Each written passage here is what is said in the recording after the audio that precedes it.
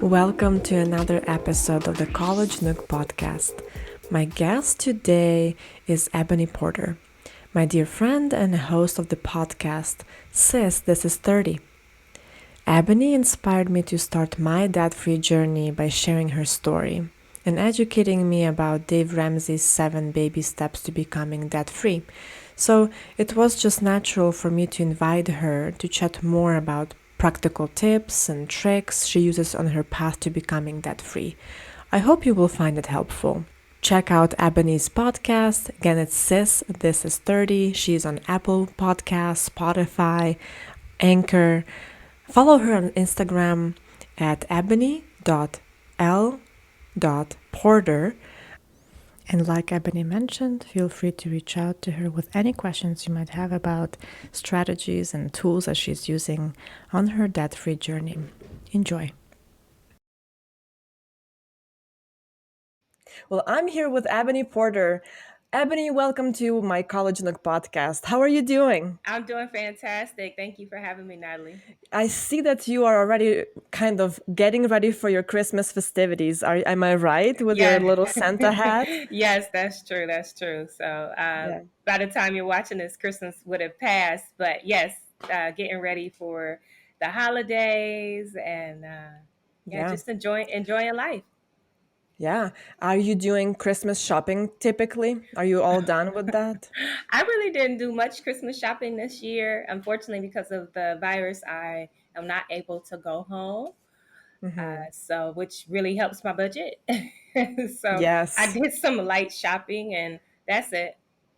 Mm-hmm. So, I often reflect on the whole idea of Christmas shopping and spending tons and tons of money on sometimes unnecessary items. mm-hmm. Um, I was in a meeting yesterday with some of my colleagues, and we were talking about Christmas shopping and what do you like for Christmas. And I thought to myself, whenever I need something, I get it, Mm-hmm. because it's a need. Mm-hmm. But other than that, I don't feel like we need to spend extra money on Christmas just to spend the money.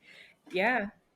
I mean, I agree with that, right? So Christmas really has become so commercialized, right? And at its core, so I mean, there's a couple of, depending on what somebody's background is, right? There are many different meanings for Christmas, right? For those of us who are from a Christian background, right? For us, it is an opportunity to celebrate the birth of Jesus Christ, right? So if Yeah. we are celebrating his birth and if we are coming together as believers, then this whole like buying gifts and going into debt, that doesn't align with the faith, right? Even if somebody is not doesn't have a faith or doesn't believe, right? Like maybe for them Christmas is a time to come together and joy and peace on earth and holiday cheer, right? But still it shouldn't be all about gifts and things like that. So as I've gotten older, I try to either do handmade gifts Hmm. or making brownies and cookies, things that just kind of Yeah. bring people together, create joy. Or I love to do like holiday dinners and meals. That's not going to happen this year. But I yeah, know.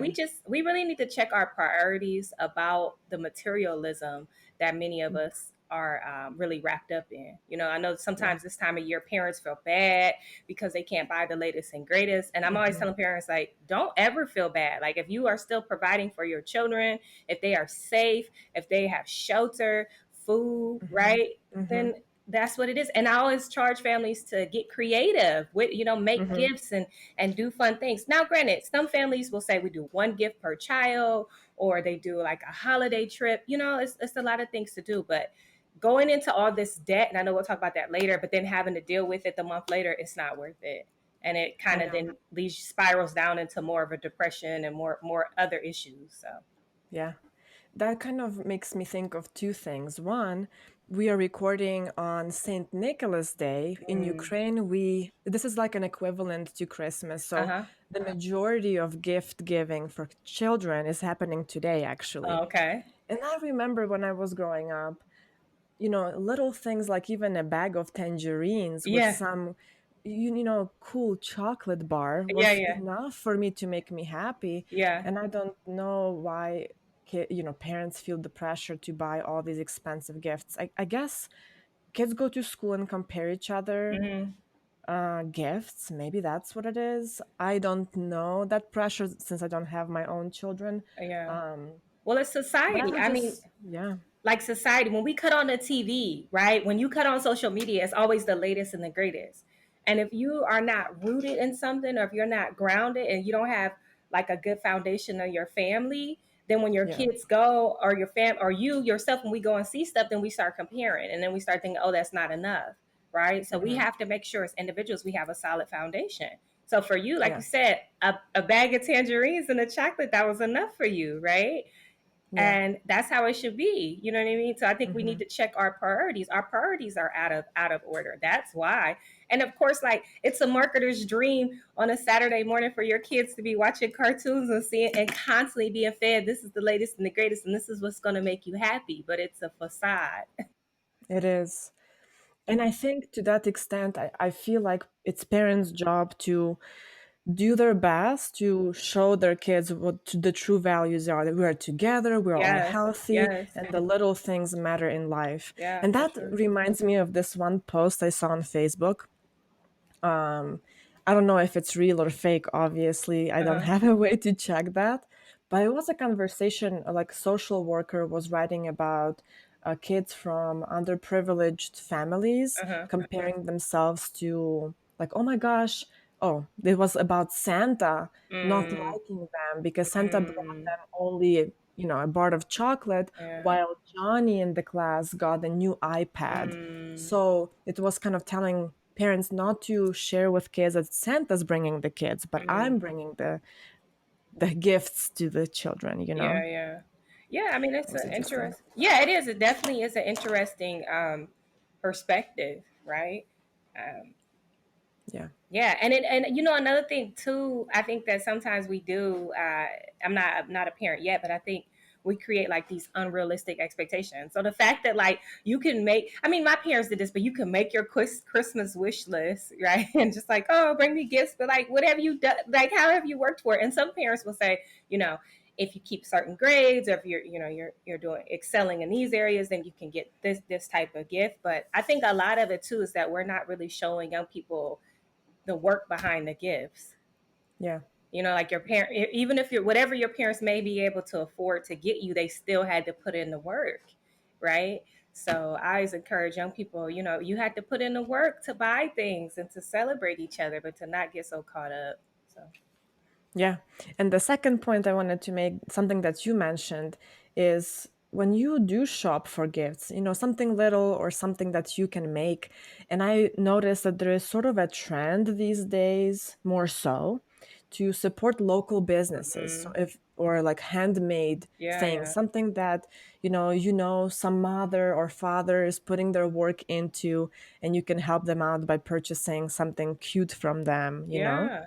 I think that's extremely important. And in Philadelphia, in the month of December, every Friday is uh, Buy Business Black Friday, and they're Hmm. encouraging all residents in the city of Philly to purchase items from Black-owned businesses. So Nice. Philadelphia, although it is almost 50% Black and Brown people, we have a considerable small amount of business owners who are people of color, which is, we can talk about that on another episode, right? But the city was encouraging us to buy flower. I mean, not flower. I'm going to tell you about flowers in a second, but buy from Black businesses. So last Friday, Hmm. I had a friend just wanted to send her a gift, and I found a Black florist, right? And it was a Mm, female Black-owned florist. And so she put my order. And so, yeah, sometimes you have to put in some extra steps and some extra research, because when I put in florists yeah. in her neighborhood, of course, like, the big guys come up, or the florist has been there since like 1853, and that's great. I'm not knocking anybody, but sometimes you have to do that extra work to look for the small business owner, or the newer business owner, especially the Hmm. business owner of color. I recently just had a friend, since we're on a holiday break, there's a new Starbucks in my neighborhood, and she says, "Oh, Mm. next week maybe we can meet up for a cup of coffee." And I said, "Actually, there's a female-owned, Black-owned coffee shop in my neighborhood as well. So why don't we go there, right?" Yep. Uh, Not that Totally. I'm knocking Starbucks. Starbucks is gonna be there. right? Yes, with Well, or without us. yeah, Yeah. for sure. You know what I mean? And even with the different issues that they've had over the couple of years, right? So I was like, I'd rather, go support somebody local, pour into their pocket, and they have a great product as well. So, but yeah, Yeah, if you agreed. can support local. Yeah, that reminds me of some of the people here in Aurora, Colorado, like, immigrants from Ukraine and Mhm. Russia. They open little stores and they make their own cookies and bread and Mhm. food. So I try to go there once in a while. First of all, because it's so delicious, but also to support the local instead of just going to a Safeway or a King Super, I Yeah. guess. And it's many times it's better for us because they're not using all those additives and all the extra stuff, right? Many times King Super and bigger stores, they're mass producing things, and the producer has to figure out, how can I keep this on the shelf longer? And so Right. sometimes there are extra stuff in it that's maybe not as beneficial for our bodies, right? Yeah. And like you said, it's nothing like homemade and something that maybe kind of reminds you of home. So that's Yeah. a bonus. Yeah. Well, Ebony, I know we are meant to talk about financial literacy today. And Yes. like I mentioned, I'm very excited about this series of episodes because to me, financial literacy is really important. And I think more people and young people, college students and recent graduates have to be equipped with information and knowledge how to navigate this world of finances. And so I will be really honest with you. I want to reflect a little bit on my experience with finances in the US Hmm. specifically, because I was so new to this country. Hmm. I didn't know what's going on. And one of the things that I'm doing right now is I'm paying off my student debt and I'm helping my husband. So we have like a family strategy to do that. Hmm. And that happened really because of a conversation with you. Oh, wow. Yeah.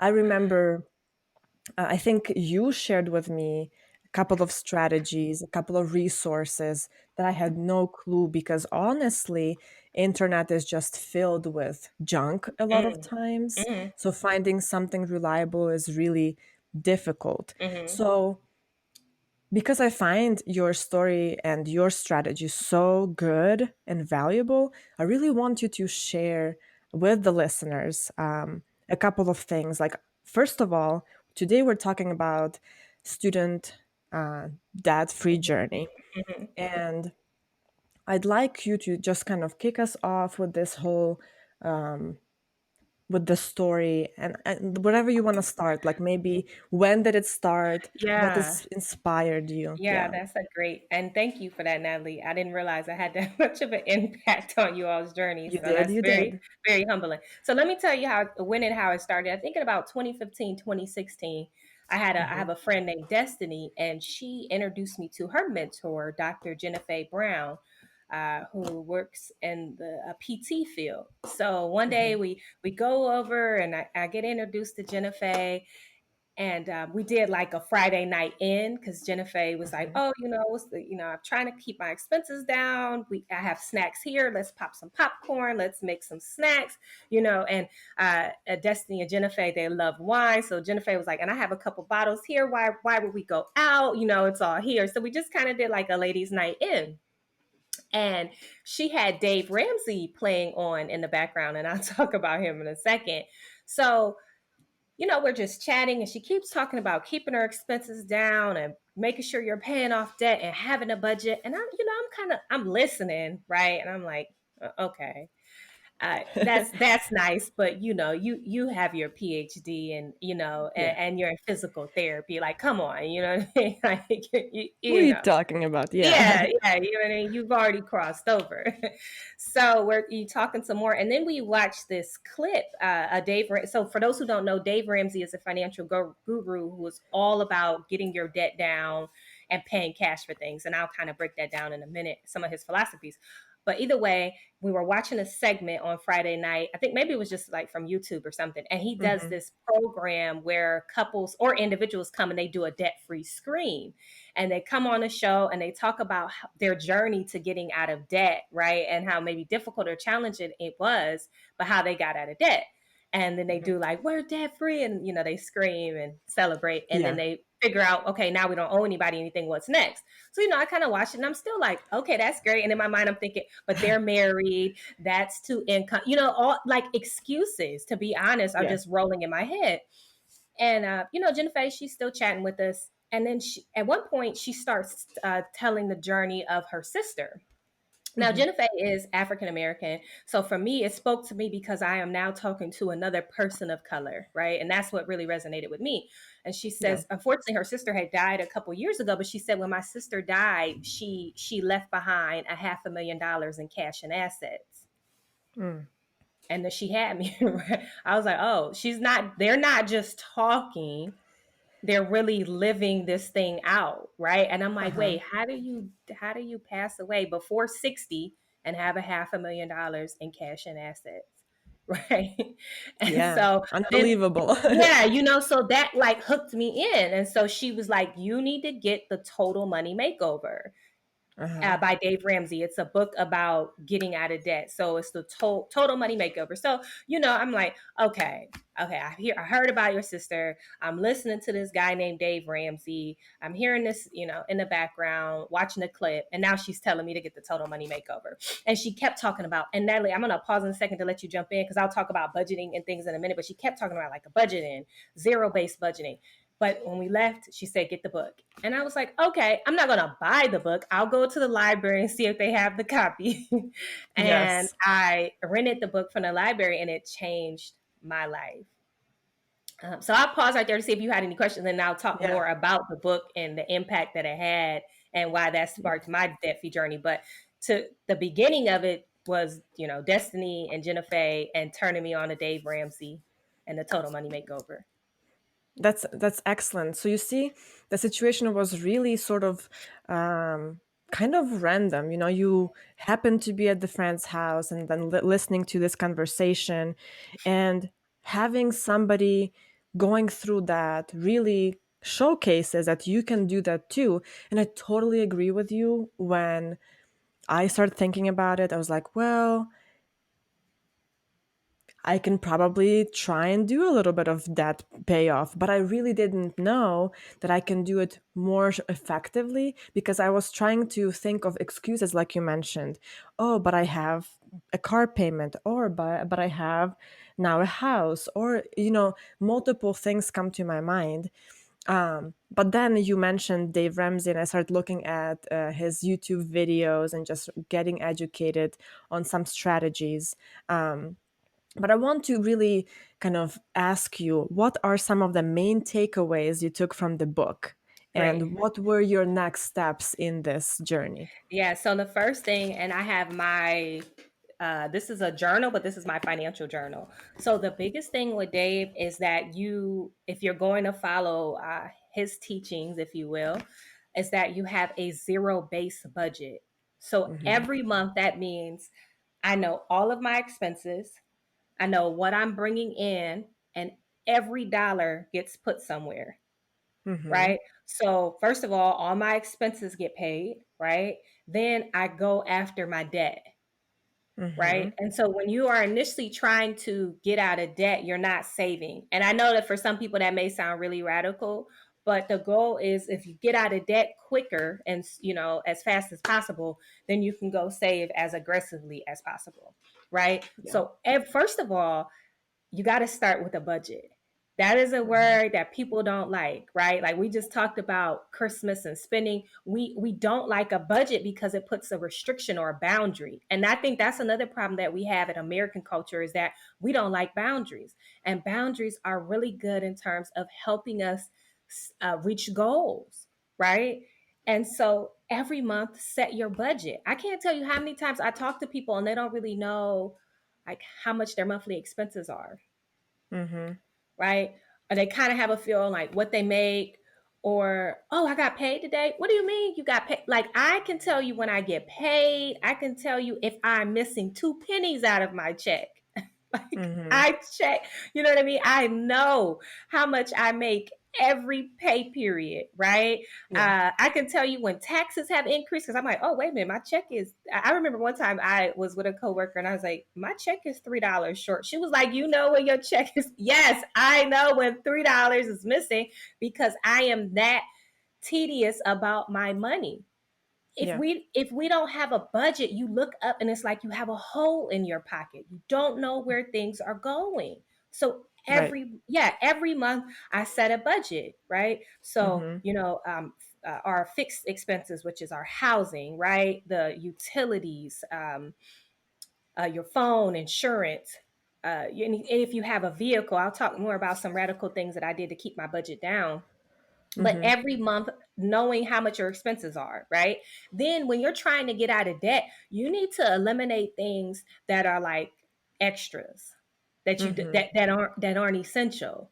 So for Mm-hmm. many of us, I remember I think in like 2015 I got rid of my cable. So I cut Mm. the cord. Now I know I feel like a lot of people our age now don't really, cable is like everybody's Right. streaming, so that's not a thing. But Yeah. I cut cable, right?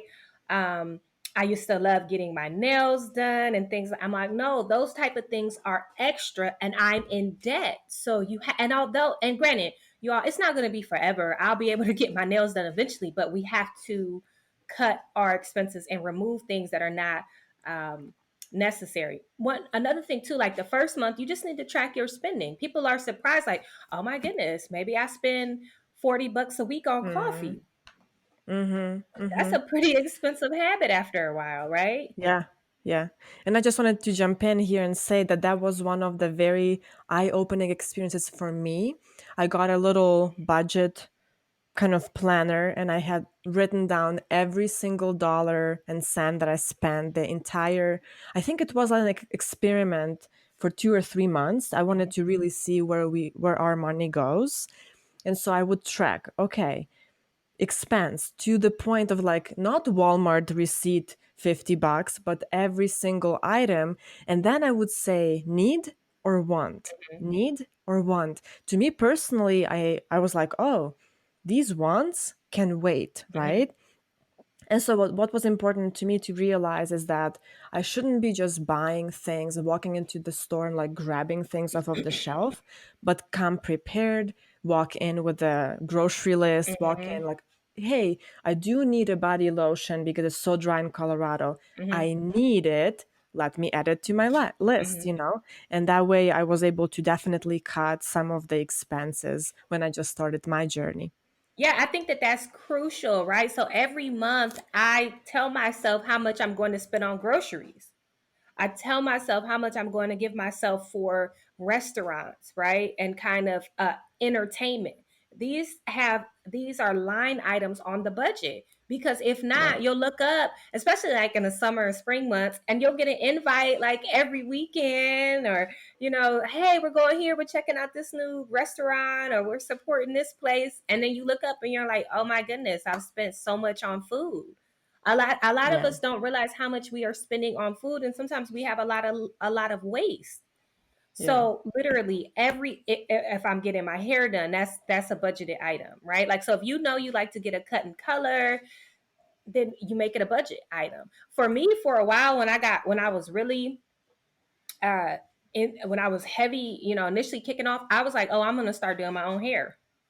Mm-hmm. Mm-hmm. Right? And for a while, I mean, it may suck, right? But you do it for a while because, listen, you're like, listen, this is just temporary. If I can pay off this debt now, Yeah. then I'll be good to go. So one of the biggest issues that I realized that I had is I was constantly swiping my credit card, right? Mm-hmm. You listen, some people are like, oh, I'm swiping for the points and stuff like that. Listen, I don't even want to get into that debate right now. If you have debt, stop swiping the credit card. And nothing else to talk about. Once you get out of debt, come see me, right? But so we're swiping our credit cards thinking like, oh, we're racking up these points, but you're still racking up the debt. It's one thing if you swipe your credit card and you pay it off every month, right? Not that that's something that Dave is like no credit cards at all, right? But so many Mm-hmm. people, like, we're floating all this debt. And I think another issue with the credit card, whereas when you use your debit card, when you swipe, you see a decrease. And so for some Mm-hmm. people, like, that's alarming. When you swipe Yeah. that credit card, ain't nothing decreasing. It's just going, going, going. And you're like, oh, I'll pay it off. I'll pay it off. So first things first, he is encouraging you to save $1,000 for an emergency fund. So Mm-hmm. you put that $1,000 in your savings and you keep that there, right? Do you think that's enough? I mean, I want to talk about, his theory, but Mhm. versus reality. Because, for Yeah. example, I found that for my family, it's not working. I need a little more to feel safe for emergency situations. You know what I mean? So, like, what do you think it's been working for you so far? Okay, so I, as a single woman with no children, and I'm healthy, right? A Mm-hmm. thousand dollars is enough for me. I'm also Mm-hmm. going to preface that with, in 2016, I had a car and I had a car note, and I got rid of the car, right? Because I was Mm-hmm. like, I have to get out of this debt, so I sold the car, right? Sold the Yeah. car, paid it off, and made some money. How about that? But Yep. why did I bring up the car? I bring up the car because I don't have any major things that I would have to repair, right? So I don't own my Yeah. home, so it's not like if the hot water tank goes out, that's not my problem. I'm gonna call my landlord, right? Right. Uh, I don't have a deductible to pay on the car, so for me, $1,000 is just right, right? Now, for some families, I mean, like you said, Natalie, you would have to kind of adjust, right? But for the most part, the average emergency is about $1,000, if we can be honest, right? Like if you got, God forbid, somebody got into a car accident, most time your deductible is 500 to 1,000, right? Yeah. Most home repairs, if it's not horrific, is about a thousand, Yeah. about $1,000. You know what I mean? So why are you finding that the 1,000 isn't quite enough, or you just feel like you need a bigger safety net? So we started with $1,000, and that was a little scary, but we moved with that. And that year was really effective in paying off our debt. It was 2016. Mhm, But then we did purchase a house here in mhm. Colorado. So I was like, well, we need to be a bit more careful. So I think I made that decision to save up a little more. And it was probably a good idea because, and I will say one more thing with owning a house, I think I created little, like, okay, my water heater is 25 years old. The Mm, technician said it needs to be replaced. Instead of waiting for it to leak, what got I you. did is I created a sinking fund Yeah, throughout the 6 months, put it in, and then replaced it. right. So Well, I hold on, think Natalie, right there. So for those who want to know what she just meant by a sinking fund, is a sinking fund means that you are preparing for something and you're saving every month for it.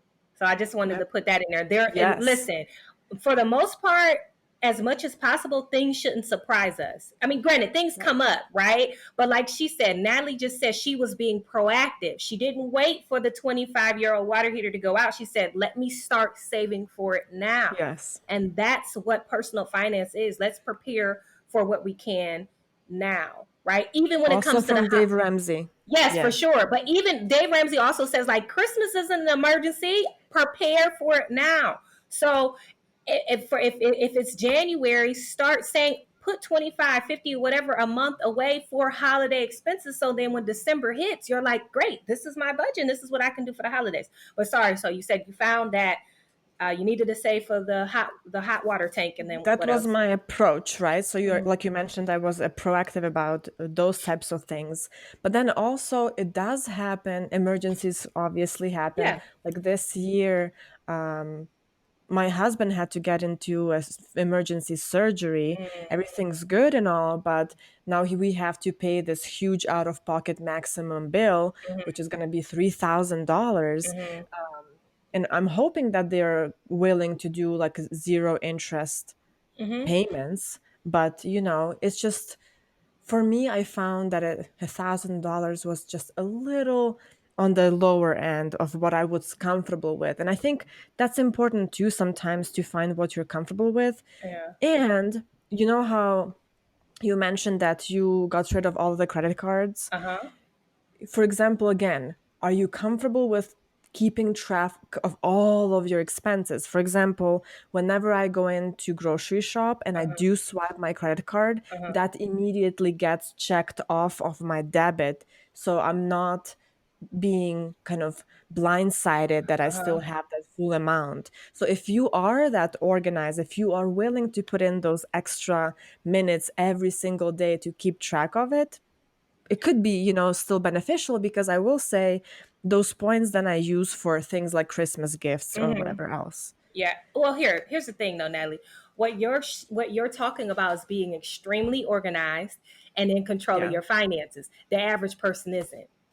That, you Mm, know what I mean? The average person is overdrawing their account. The average person cannot afford an $1,000 emergency, right? So eventually, if you want to get to that point, that's fine. But if you're yeah, yeah, yeah. listening right now and you are in debt up to your eyes and you can't tell me how much you spent last month on food or how much you spend on gas every week, right? Then Yes. we're not talking about that. That's 2.0. We'll talk about that in a couple That's a months, good right? point. Right. Yeah. But for now, what are we talking about? Saving $1,000, having a budget every month, cutting your expenses, telling yourself no, and stop accumulating debt. That's what we're Debt. talking about right now, and Yeah. paying off the debt. So to go back to the issue that I had with at credit cards, I think at one point when I started the journey, I think I had five credit cards. All right. And Hmm. I'm going to tell you the issue. So I went through, okay, first of all, I think I had five credit cards. And I think when I started the journey, I probably was about, I'm trying to like flip through. I think I had about maybe $10,000 in credit card debt when I started the journey. Right. Since then, I paid that off. And that was another thing, too. Like, I would rack up debt, kind of pay it off, and then move it, float things around. And I couldn't tell you what I bought for $10,000. What did I, it Yeah. was, you know what I mean? I remember being a junior in college and we got our first apartment, and I was buying stuff for my, what? You were buying Hmm. stuff for your apartment? This wasn't no home. And so either way, I'm trying to pull up some of my old, because I write stuff down.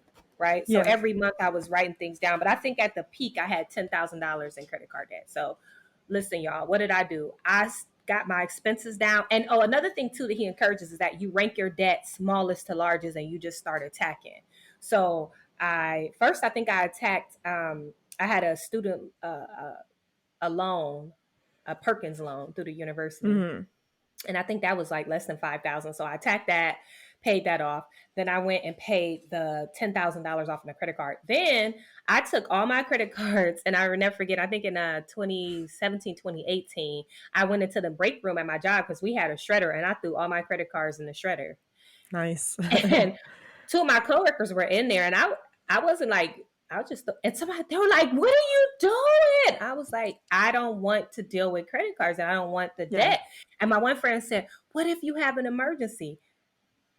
Yeah. That's the problem. I don't, a like we use stuff for an, no, I want to fund my own emergencies. I'm not Yeah. running to American Express and Visa to take care of my emergency because then they're going to charge me interest. Yeah. Right? Because most of us can't pay it off in the 30 days. What do you mean if you have an emergency? So I think that sometimes we have this false sense of security, right?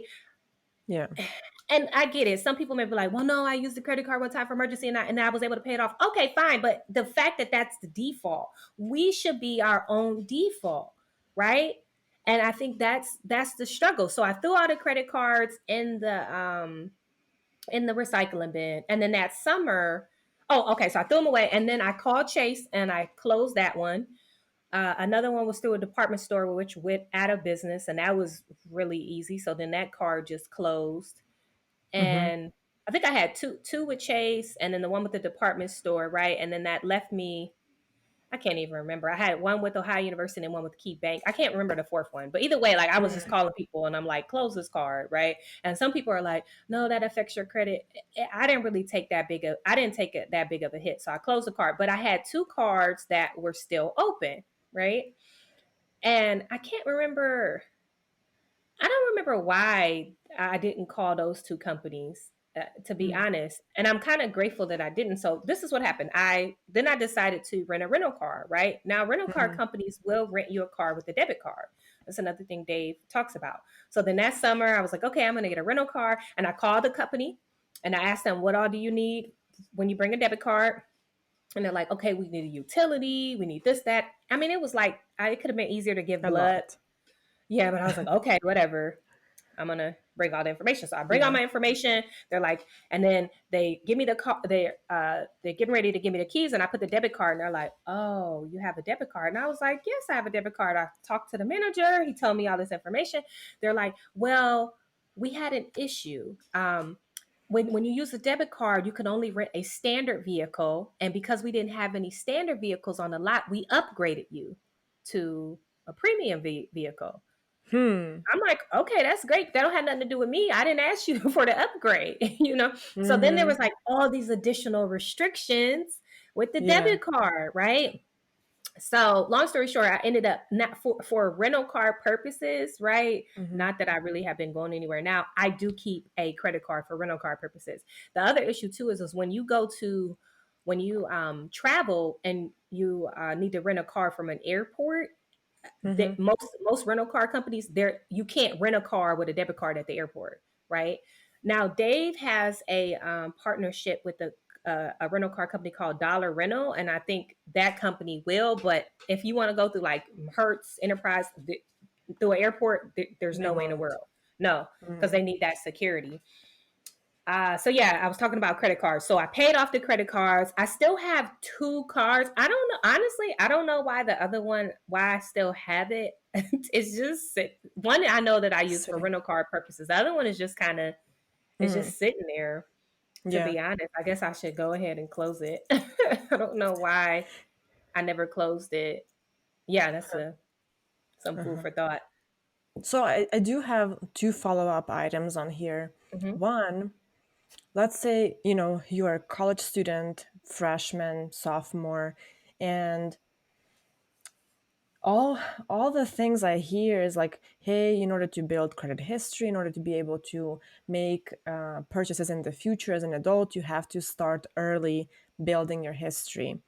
And when I just moved here, a friend of mine who also is an immigrant, she says, Natalie, you have to open a credit card. Hmm. Being from Ukraine, I'm like, no, thank you. Like, I don't Hmm. want to do credit card. Why would I want to do credit card? Isn't that showing to the bank that I'm not doing well if I have a credit card? It was just weird to me. And so I'm curious, like, how do we balance the two, the idea of building your credit, but then the idea of also building the history, I guess. Yeah, so it's tricky, right? So I'll be honest, I have a credit score because like most college students, I got into debt, right? I had credit cards, right? So one of the things that Dave is encouraging people to do is if you save and you buy things in cash, your credit it won't it what does it matter, right? So like if you go to okay, so most college students aren't quite here yet, right? But let's say you go, well, let's say you buy a used car for $5,000, right? You pay cash for it. What does your credit score matter? I think a lot of times, we're so quick to want to go finance something, right? And that's not the case. But I get it as a young person, maybe you don't have the enough cash saved up. But the biggest thing too, for those that are listening that are in college, first of all, even when you're in college, you need to have a budget, right? So if you're Right. working while you're in school, have a budget. Even if your parents are giving you money or whoever, have a budget for that money coming in and don't swipe that card, right? Right. Also, as a young person in college, don't take the max amount every semester in loans. Yes, they're going to offer you $10,000, but do you need it?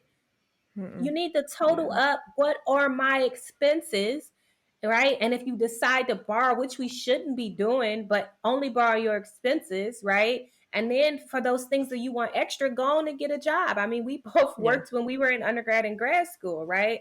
So we'll talk more about like student loan debt in a while. But you asked me about how to build your credit, and if you go the route of Dave Ramsey of one getting your debt down, saving a lot of what does your credit score really matter when you save, right? Like if I walk into a dealership right now and I have 20 grand cash, what we're not Doesn't talking matter about what no score credit, you right? We're have. not talking about no credit score because I'm getting ready to pay cash for the car, right? True. Somebody may be wondering, well, what about when I'm a junior and I go to rent my apartment?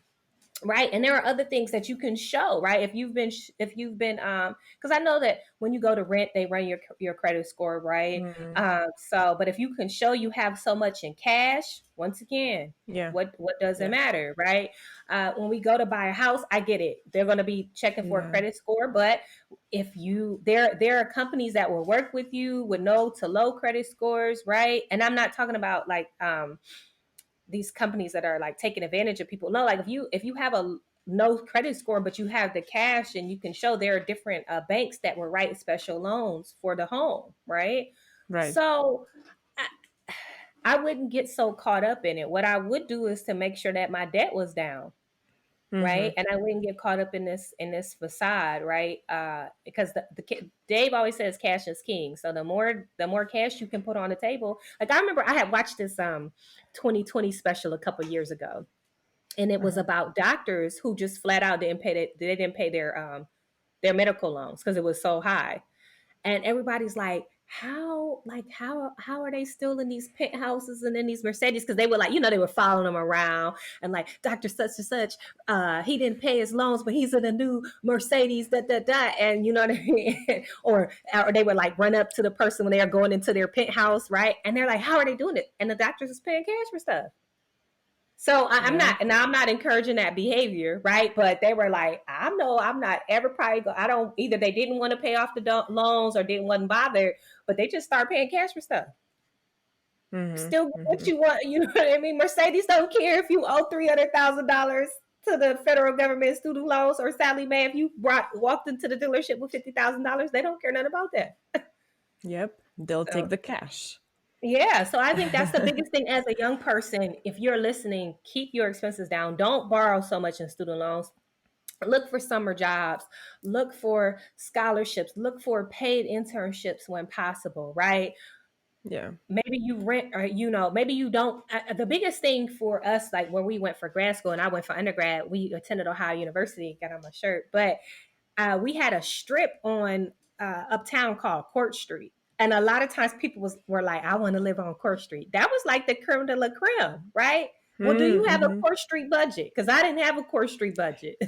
Nope. So Yeah. I'm not trying to live, you know what I mean? Like, no, Yeah. what does, and that's another thing too. We have to be okay with what does my budget say I can Mm-hmm. afford, and going with Mm-hmm. that. So hopefully I have answered your question. Oh, yeah, you did. And I remember when I was in grad school, because that was the only time I had experience with student loans in the States. Hmm. They would say, "Oh, you can take $20,000." I was like, "No, thank you." So I Yeah. take just enough to cover like student fees and things like that, and then our stipend helped with other expenses. So again, it is important to just take enough to cover, because I'll be honest with you, higher education in the States is really expensive, For and not no everybody reason. has. Yeah, For no reason. Don't true. get caught up. Yeah. Sorry. And so I just wanted to say, do all you can to minimize the cost Hmm. of that education. Start in the community colleges, transfer, take only the amounts that you need to cover tuition, Hmm. budget, get Yeah. a part-time job. Yeah. All of those things are important. And It's don't get easy. tempted. Yes. Yeah, because it's tempting. I mean, Yeah. Natalie, like you just said, they were like, you can take 20 grand. 20 grand? Like, oh, you know what I mean? I remember Yeah. being 19 and the bank kept telling me, like, oh, you got approved for a $10,000 credit card. And for like a couple years, I was like, no. And then eventually I went in there and got the card. What in the world was I thinking? Mm-hmm. And Yeah. have accountability. Have people that you talk to. I'm in a women's group and we talk about our finances every month and we're transparent. So Mm-hmm. have people to That's hold you awesome. account. Yeah, but have people to hold you accountable. Be like, listen, you don't need to go to Maui because you don't have no Maui money. I know everybody else is going, and the pictures are going to be great, and the suntans are going to be amazing, but you can't go. Right. Right. So So, what would you say are some of, now that you are on your journey, mhm. what are some of the big successes and maybe some challenges that you had on the way? Would you be willing to share some of that? Yeah, so the biggest thing is that I paid off all the credit card debt, right? And that's Mhm. not, and sometimes, I get kind of tempted and I'm like, look, Eb, stay away from the credit cards, right? So that's probably why I just need to, the one that I haven't been using, I'm like, let me just close it. But the biggest thing was paying off the credit card. Mm-hmm. Two was when I relocated to Philadelphia, I was offered a relocation stipend, but I told Mm. myself, listen, I don't want to go into debt for this move, right? And I Mm-hmm. remember praying and crying out, and like asking the Lord, like, listen, because the company, although they were going to give me the stipend, it was after the fact. So I would have Mm. to prepay for everything, and then you produced your receipts, right? And then they gave you the money back, which some of which got taxed, and I still felt like that was double taxation, but that's for another day. So Wow. I was really adamant on not going into debt. So I had yard sales. I was selling any and everything, right? Um, I had even sold stuff that people gave me that was free, but I was like, I can't, because I was downgrading it in terms of like my space. So I was like, take it. So definitely paying off the credit card debt, paying off my first student loan, moving across the country and keeping my expenses down. And then here's the thing that got really radical. When I moved to the city, so we where we used to live was very rural. For the most Mm-hmm. part, if you kind of moved out to keep your expenses down, you had to have a car. The city bus, although it's a little bit more robust now, when I was an undergrad there, the city bus stopped running at 6. Okay, Yeah. so it was very limited. So for the most part, you needed a car where we used to live. But when I moved Right. to Philly, I did the math. I told myself I want to be within 2 miles of my job. Why Mm-hmm. 2 miles? Because I know I can walk 2 miles, right? Or Yep. I know that I can take a bus or a trolley or a train because the public transit is very robust here. So Mm-hmm. I that was a factor. I also went through and I researched how much is my insurance going to increase moving from a small town in Ohio to a big city in Philly, right? The insurance was going to increase, right? Yeah. And then I thought about parking. Well, a lot of places in Philly don't offer parking. I live in a condo that they don't offer. There's no parking lot. So then you have to pay for parking somewhere. So then I thought that's going to be an extra expense. So when I started to total up, I still have a car note. My insurance is going to go up. The expense to park my vehicle is going to be an issue, right? Yeah. Gas is going to be an issue. I was just like, get rid of the car.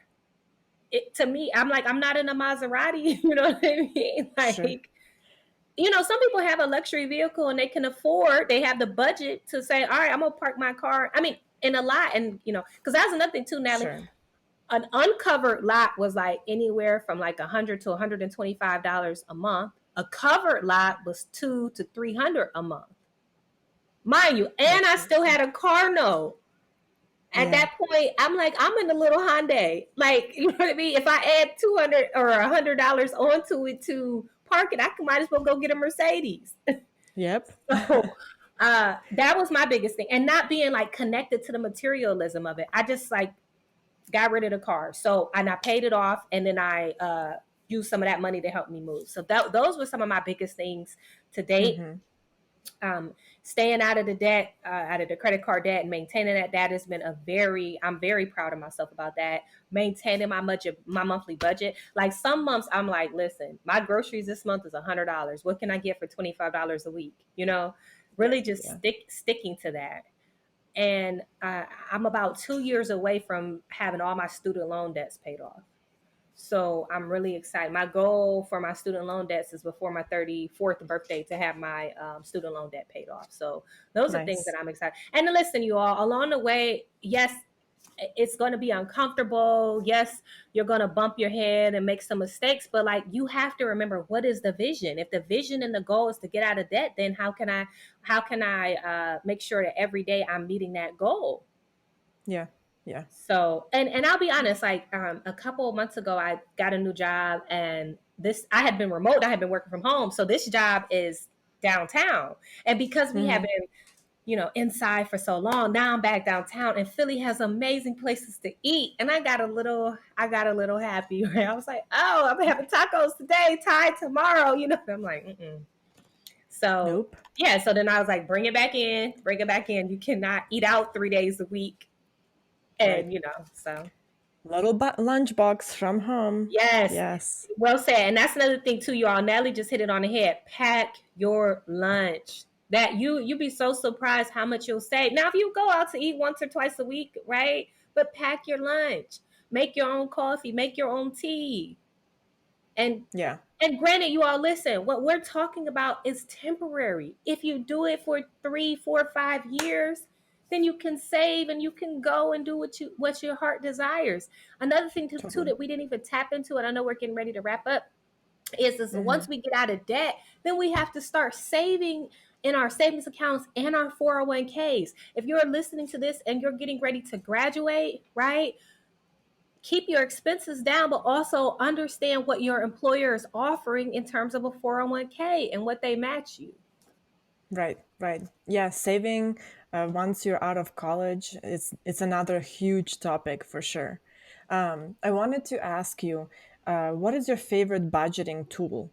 Oh, that's a great question. So, like I said to y'all, I'm old school. I still Yeah. write stuff down every month, but I also use the Every Dollar Budget. Hmm.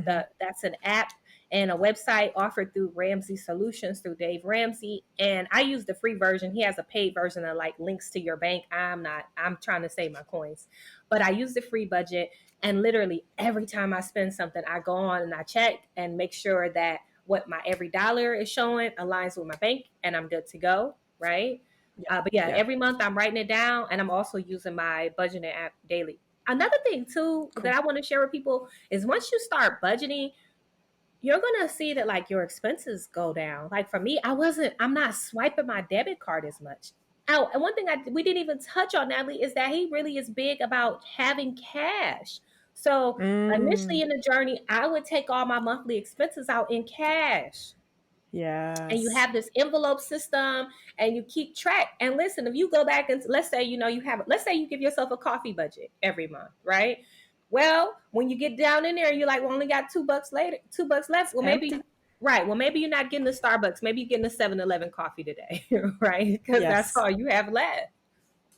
Yes, that's a very good system. And in Ukraine, we still use cash all the time. Yes. So when I had my little stipend as a student, and I knew that from this stipend, I had only, once or twice to use for like going out with friends. Hmm. At that point, I had to say no because I didn't have any more cash available. So until next time, and Yeah. for today, I just have to be comfortable saying, sorry, guys, can't join you today, but next time. Yeah, and or thinking of fun things to do, right? But to not be embarrassed. Like my friends a couple years ago, they for my friend's 30th, she went to Jamaica and was doing this big trip, and I like calculate. I crunched numbers. I'm like, I can't go, Hmm. and just be it. It's okay because I think another thing too, when you're an undergrad, like people are taking these great spring break trips Yeah, and going here, going there.